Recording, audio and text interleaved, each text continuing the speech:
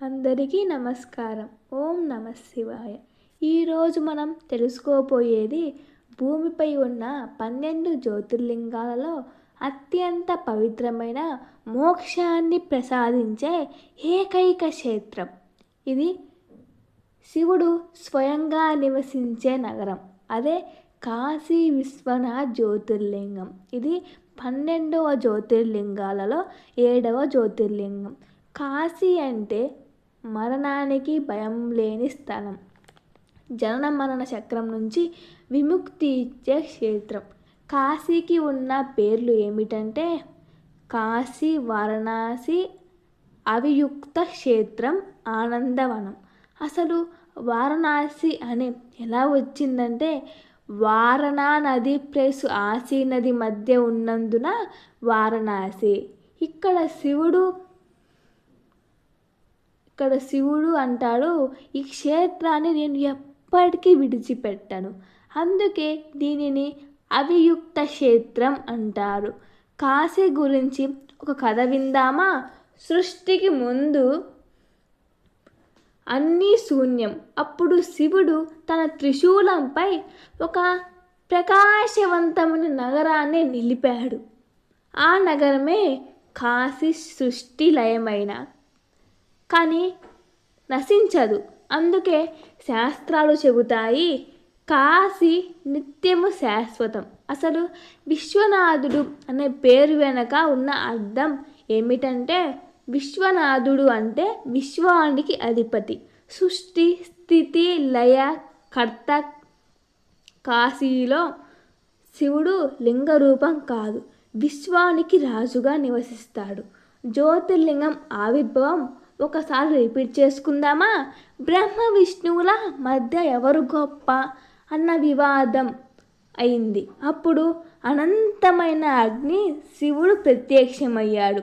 విష్ణువు క్రింద, బ్రహ్మ పైకి వెతికినా చివరికి దొరకలేదు. అప్పుడు శివుడు అన్నాడు, నేను విశ్వనాథుడు. ఆ జ్యోతి కాశీలో స్థిరమైంది. అదే కాశీ విశ్వనాథ జ్యోతిర్లింగం. ప్రపంచంలో మరణం అంటే భయం, కానీ కాశీలో మరణం అంటే మోక్ష ద్వారం.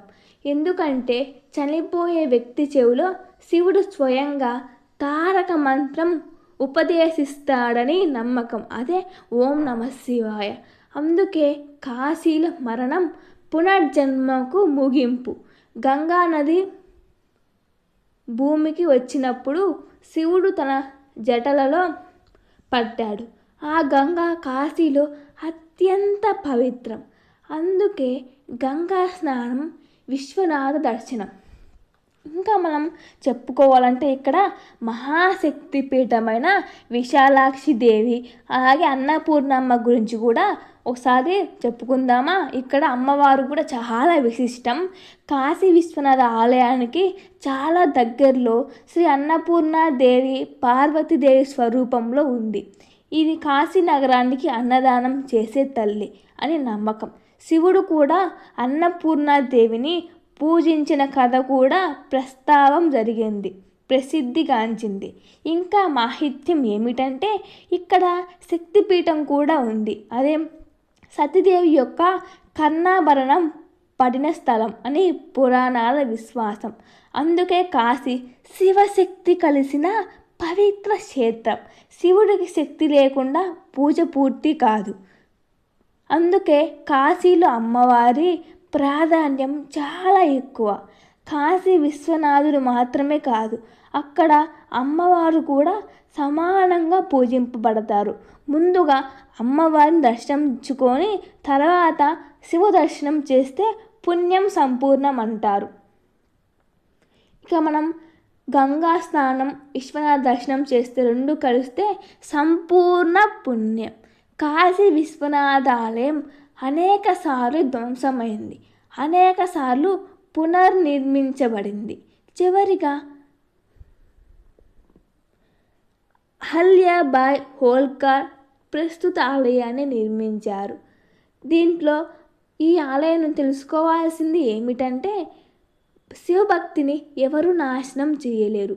అసలు గర్భగుడిలో స్వయంభూ లింగం అంతిమ అభిషేకం అన్నపూర్ణాదేవి ఆలయం సమీపంలో ఉంటుంది.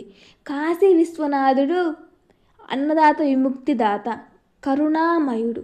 ఈ క్షేత్రంలో మహాశివరాత్రి, శ్రావణ మాసం, కార్తీక పౌర్ణమి రోజుల్లో లక్షలాది మంది కాశీ క్షేత్రాన్ని దర్శిస్తారు.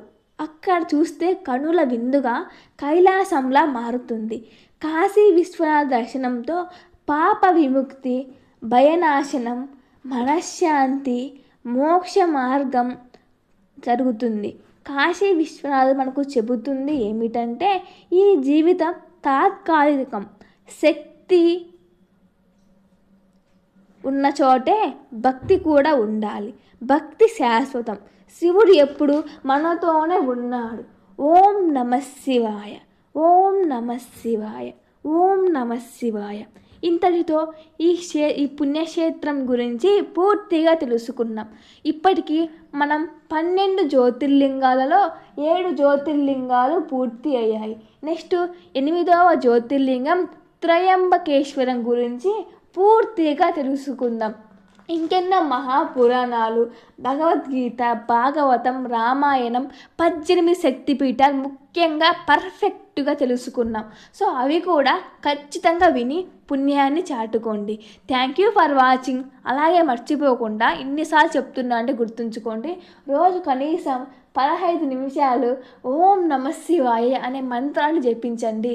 మీ మనసు చాలా ప్రశాంతంగా మారుతుంది.